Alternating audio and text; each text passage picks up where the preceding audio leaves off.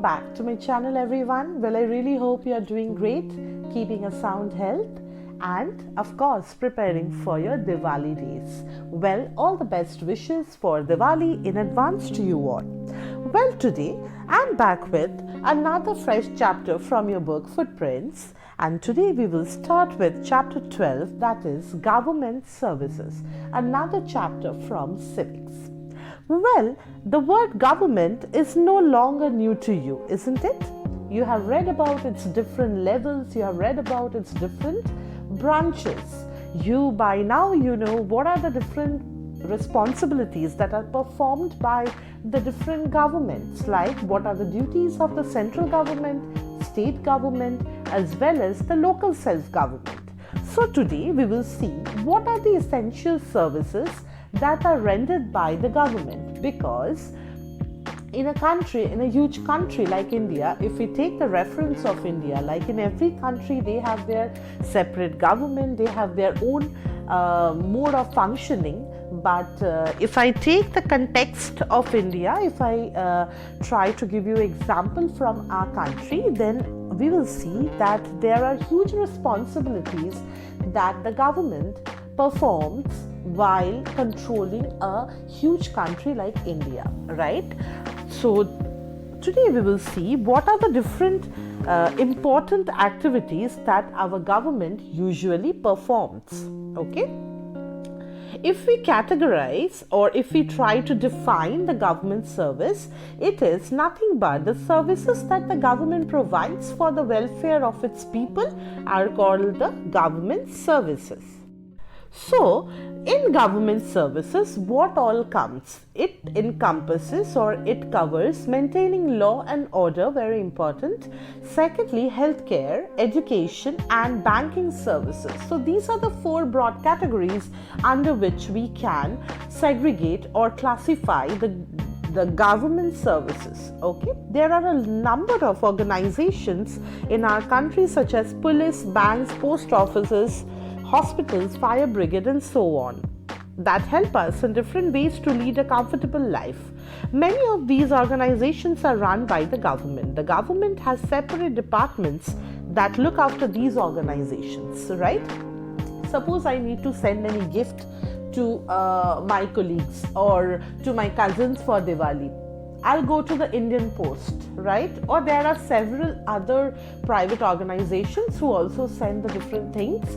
But the most secured means of sending a courier to my dear and near ones will be the Indian Post. So it is run by the central government. Okay, we need the fire brigade, we need the services from the hospitals during this pandemic period. Hospitals were proactive from day to night. We have banks, we have post offices, so many different sectors, so many millions of people working towards giving us a good service. So it is the responsibility of the government to look after whether we are getting the desired or needed or basic services from our country or not, right? So to make our life easy, to make our life to give us the comfort, the government has employed several people who look after these organizations, who head these offices. Okay, now we will see what are the government services. The services that the government provide for the welfare of its people are called the government service, or they are called the public services.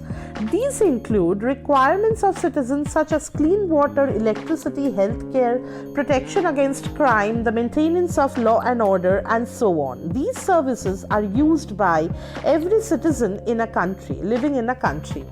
If it is the responsibility of the government to ensure the availability of these services.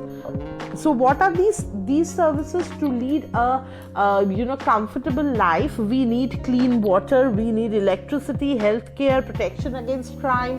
So all these are the basic things, right? To survive, we need food, clothing, and shelter.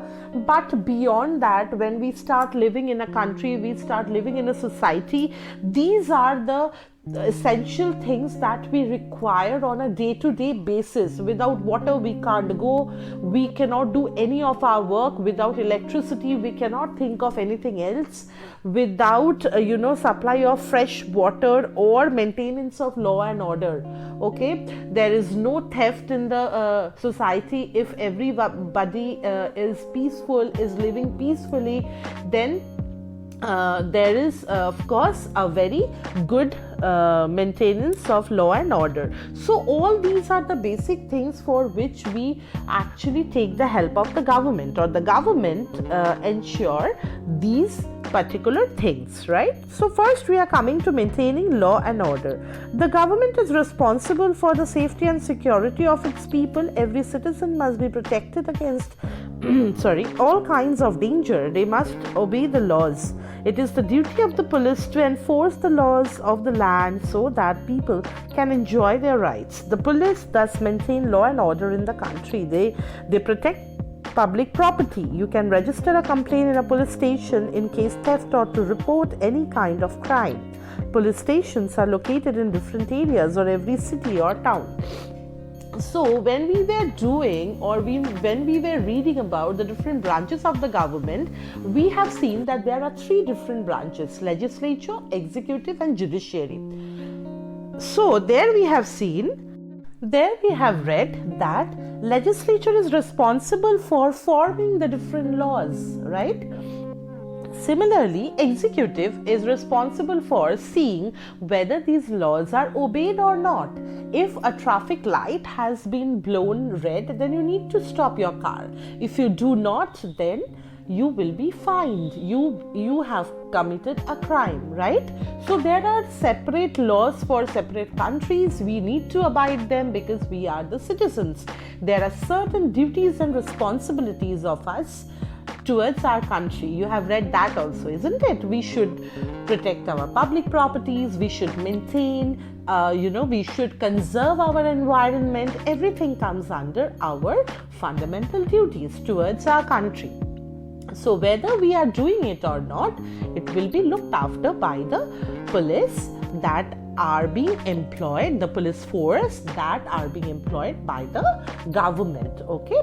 So they will ensure our safety, they will ensure our security.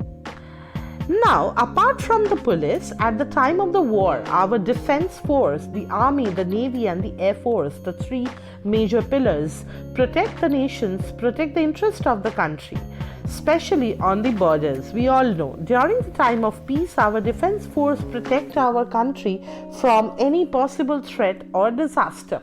So whenever there is a disaster situation where so many people have died or in danger, maybe because of an earthquake or a flood or a drought condition, okay, if anything like that happens, who comes for the rescue? The military force. It comprises of the navy, it comprises of the air force and the army, okay? Whenever a foreign country wants to intrude, or there is an insurgency, that is people are coming from the other country and living in the border area or want to cross the border area for some harmful reasons, okay? So who will look after the thing? The defense force, because they are employed by the government. It is the responsibility of the central government to ensure security and safety. Okay, you have read it while you were doing the duties of the central government. They are there for maintaining good relations with the neighboring countries. Okay, if there is any dispute with the neighboring countries, it is the central government who interferes in their work. Okay, and even in the time of threat or disaster. Now, second comes healthcare. Now, healthcare is one of the primary needs of the people of the country, and these services are provided by the government in cities, towns, and many villages.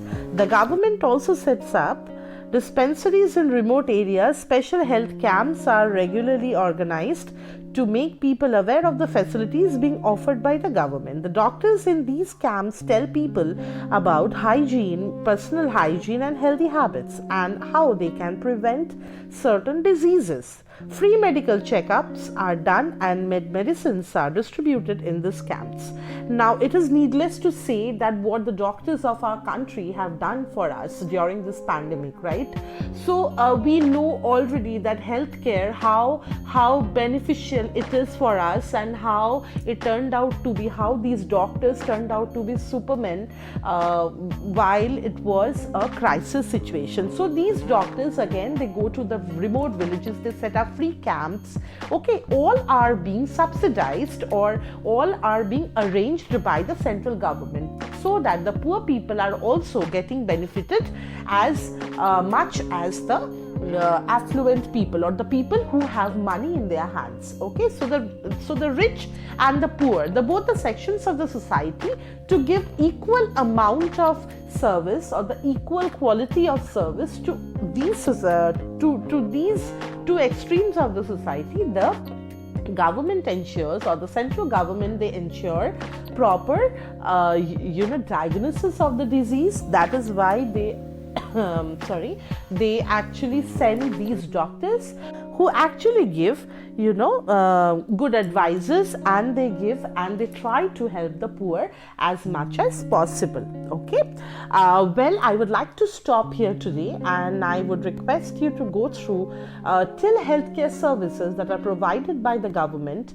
and on the next day we will start with education. All right, we will start with how the government helps in providing education in our country. All right, I really hope you will go through the book till then and you have understood the chapter. Please like, share and comment in the video to let me know that you have gone through. All right, if you are new to my channel, please subscribe the channel and support us, and do not forget to comment below. I'll be back with the second part of the video very soon. Till then, take care and happy Diwali!